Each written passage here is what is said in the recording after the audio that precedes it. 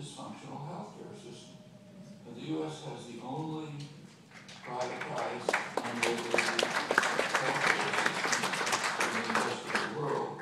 Has more than twice the per capita costs of comparable countries, and some of the worst outcomes. You look at mortality, infant mortality, and so on. It's not very good. It has been, I think, pretty well demonstrated that if we had a healthcare system like other industrial countries, hardly utopia, there wouldn't be any deficit. In fact, it would actually be a surplus.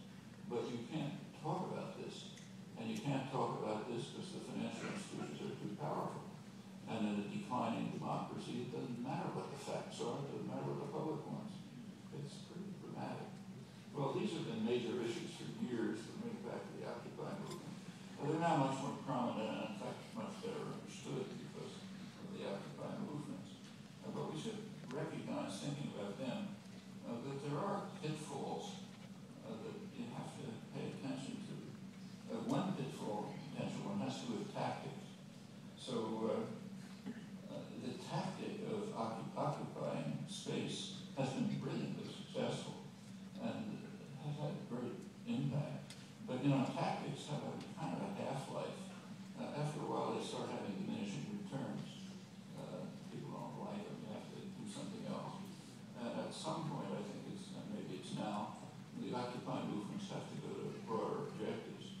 They just have to reach out to expand into broader communities and engage much broader communities in the efforts that have been successfully initiated. Actually, there is one important step that's going to take place in a couple of days. A few days ago, Ben Chavis, one of the veteran civil rights activists, along with some Occupy Wall Street representatives, announced what they call Occupy the Dream. They want to forge an alliance between the old civil rights movement, the Occupy movements, and it's going to start with a demonstration planned in Washington on Martin Luther King Day, which is quite appropriate. That was King's dream, as you know.